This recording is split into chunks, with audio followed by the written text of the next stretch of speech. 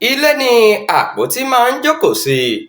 Má jẹ́ ká rí ọ títí di ìparí àsìkò ìbáwí rẹ̀.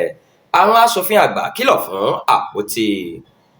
Ilé ìgbìmọ̀ aṣòfin àgbà orílẹ̀-èdè yìí ti kìlọ̀ fún sẹ́nítọ̀ tó ń ṣojú àwọn èèyàn àárín gbùngbùn ìpínlẹ̀ Kogi Natasha Akpoti-Uduaghan láti má ṣe dábàá wíwá sílé ìgbìmọ̀ nítorí wọn kò tíì gbéṣẹ́ kúrò lórí àṣẹ lọ́rọ̀kúnlé nílẹ̀ tó wà lórí rẹ̀.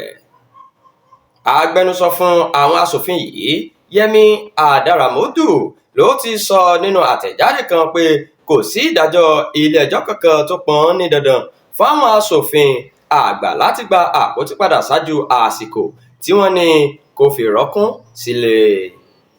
Obìnrin aṣòfin yìí ni wọ́n fún ní ìwé gbélé lóṣù kẹta ọdún 2025 lórí ẹ̀sùn pé ó hùwà tako ìlànà ilé ìgbìmọ̀ aṣòfin lẹ́yìn tí ààrẹ ilé Godswill Akpabio mú àyípadà bá ìjókòó rẹ̀, tí àpótí sì sọ pé nítorí pé òun kò gbà láti máa fẹ́ Akpabio ló ṣe ń kanra mọ́ òun. Àmọ́ ṣá, lẹ́yìn ọ̀pọ̀lọpọ̀ kóòtù lílọ, obìnrin aṣòfin yìí ti lérí báyìí pé òun yóò padà sílé ìgbìmọ̀ aṣòfin àgbà lọ́jọ́ túsídẹ̀ẹ́ ọjọ́ 22 oṣù keje ọdún yìí. Àmọ́ ṣá, Adaramodu sọ pé ìdájọ́ ilé-ẹjọ́ tí àpótí gbé lọ́wọ́ kò sọ pé kó padà ṣáájú àsìkò ìrọ́kúnlé rẹ̀.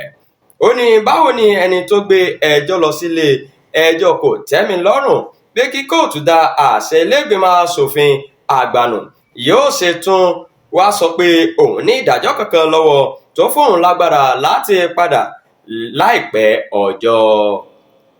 Ó ní ilé-ìgbìmọ̀ àgbà gba àpótí níyànjú láti tẹ̀lé ìlànà òfin kó dúró títí di ìgbà tí àwọn aṣòfin yóò ṣàgbéyẹ̀wò ìmọ̀ràn tí kóòtù mú wá lórí ọ̀rọ̀ rẹ̀.